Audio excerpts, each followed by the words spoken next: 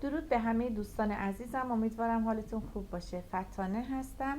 ویدیو آموزشی که برای شما در نظر گرفتم آموزش دسر شکلاتی هست.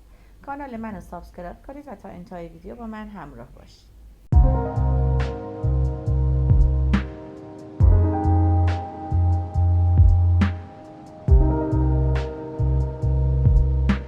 برای درست کردن دسر شکلاتی یه ظرف شیشه‌ای که شستمش، بعد باید تمیزش کنم، خشکش کنم.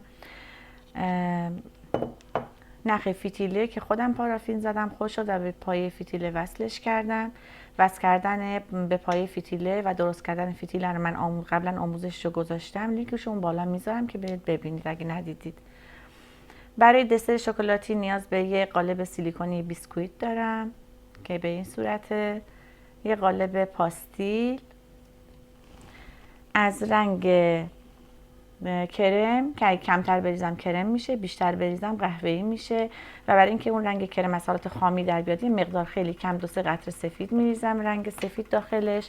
میتونید از اسانس قهوه و وانیل استفاده کنید. برای تمیز کردن ظرف شیشه‌ای وسط کارتون و حتی این قالب سیلیکونی از پارافین مایع. پارافینی که امروز نیاز دارم پارافین وکس نارگیل و سویا وکس هستش، به نسبت مساوی ذوبش میکنیم. اینا پارافینای گیاهی هستن. میتونیم به جای این پارافینا از 3% و پارافین کریستال به نسبت مساوی با هم ذوب کنین و استفاده کنین. برای بیسکویت خرد شده که میخوام امروز بهتون یاد بدم از پارافین های معمولی استفاده میکنم. برای خامه هم از ماکرو وکس. اول این دوتا پارافینی که گیاهی هستن اینا رو آب میکنم به طریق بنماری برای داخل ظرف شیشه ای. یه مقدار این رنگ کرم رو بیشتر ریختم، قهوه‌ای شده. چند قطره هم رنگ مایع سفید رو ریختم داخلش. اگه از قبل این پارافین ذوب شده رو دارین میتونین استفاده کنین، یعنی دور نریزین، میتونین همون دوباره ذوبش کنین و برای این کارتون استفاده کنین. این الان یه رنگ شکلاتی خوبی به ما میده. اسانس قهوه یه چند قطره داخلش بریزم تا زمانی که پارافینتون داغ هست اسانس رو بهش اضافه کنین که کاملا داخل پارافین حل بشه.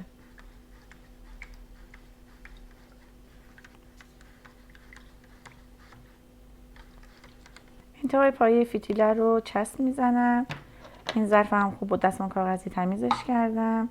حالا اینو به قسمت وسط ظرفم میچسبونم. با یه وسیله چوبی یا هر چی که هستش میتونید فشار بدید به پایه فتیله کاملا به اون قسمت وسط ظرفتون بچسبه. با نگه دارنده فتیله رو نگه داشتم. این خوب هم میزنم دوباره.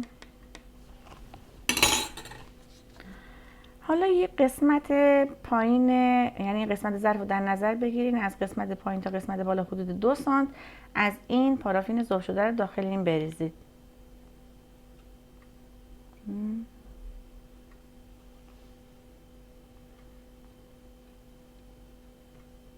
اینو بهش زمان بدید تا کاملا خشک بشه. از این پارافین که اضافه اومد داخل این قالب سیلیکونی بیسکویت میریزیم.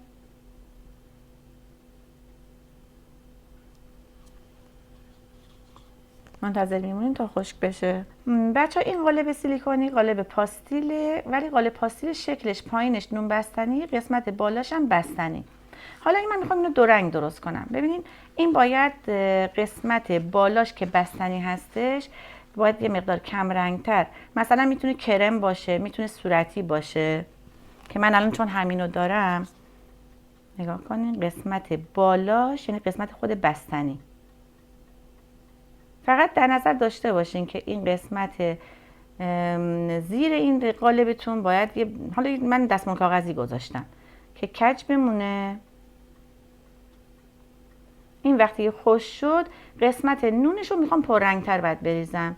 ببینیم به این صورت کج میذارین تا به همین شکل خشک بشه. برای درست کردن بیسکویت خرد شده این پارافین معمولی رو من میذارم به طریق بنماری ذوب بشه. اون فاصله تا اون پارافینی که برای بیسکویت خرد هست تا اون آب ذوب بشه من یه مقدار از این پارافین ذوب شده رو برداشتم و یه مقدار رنگ بهش اضافه میکنم.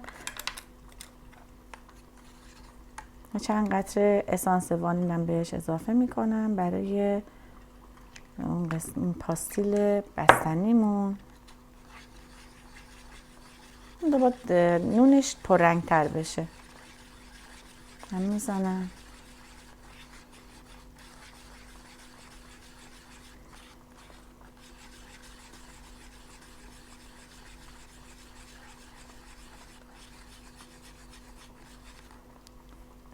الان نگاه کنین پاستیل قسمت بالاش خوش شده.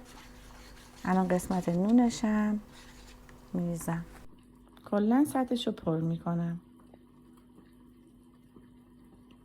دیگه باید صاف باشه که خشک بشه. درست کردن بیسکویت خرد شده. این رنگش باید با این رنگی که من داخل شیشه ریختم باید فرق داشته باشه. ببینید وقتی که شما ذوب میکنین رنگو میریزین داخل ظرفتون، وقتی سرد میشه کم رنگ تر میشه. حالا بیسکویتمون یه مقدار پررنگ تر از اون رنگ داخل شیشه باشه. من یه مقدار رنگ قهوه‌ای داخلش ریختم و یه چند قطرم از رنگ زرد که تمایل داره به نارنجی داخل این ریختم. نگاه کنین تونش به نارنجی میزنه. حالا برای درست کردن بیسکویت دیگه با قاشق نباید هم بزنین، باید با چنگال هم بزنین که مثل دونه برف بشه.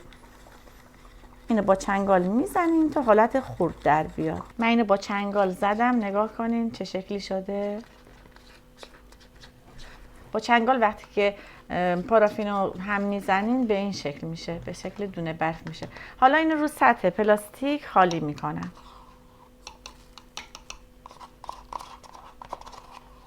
باید خشک بشه.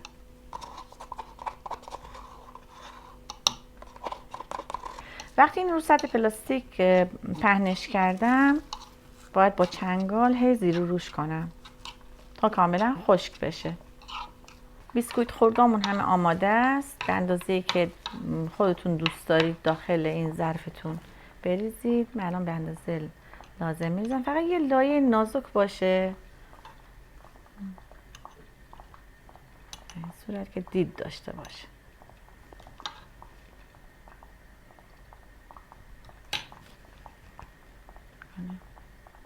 ماکرووکس رو گذاشتم به طریق بنماری ذوب شد. حالا رنگ رو میریزم. میخوام خامه رو به رنگ شکلاتی در بیارم. رنگ قهوه‌ای یا همون کرم رو ریختم. کم بریزیم کرم میشه، بیشتر بریزیم قهوه‌ای میشه. یه مقدار خیلی کم رنگ سفید بهش اضافه میکنم.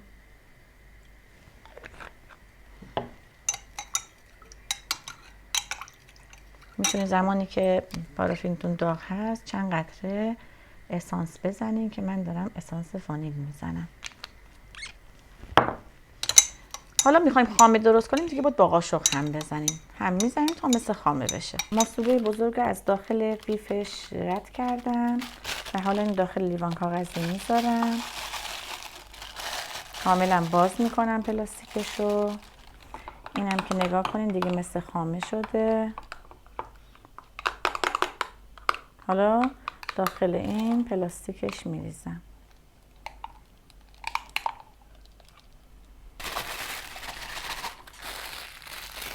قسمتی رو که ماسوره داره میخواد در بیاد اینو خوب قیچی میزنم.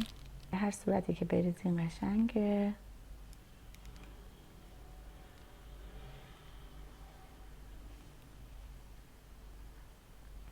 اینا هم از داخل قالب در آوردم. بیسکویت و این پاستیلا رو نگاه کنین. هر کدومو که دوست دارین میتونین تزیین کنین، روش بذارین.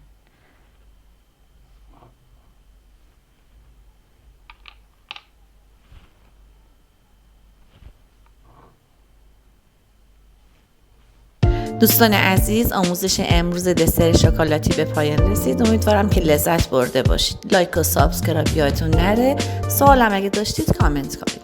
تا یه ویدیو آموزشی دیگه، خدا نگهدار.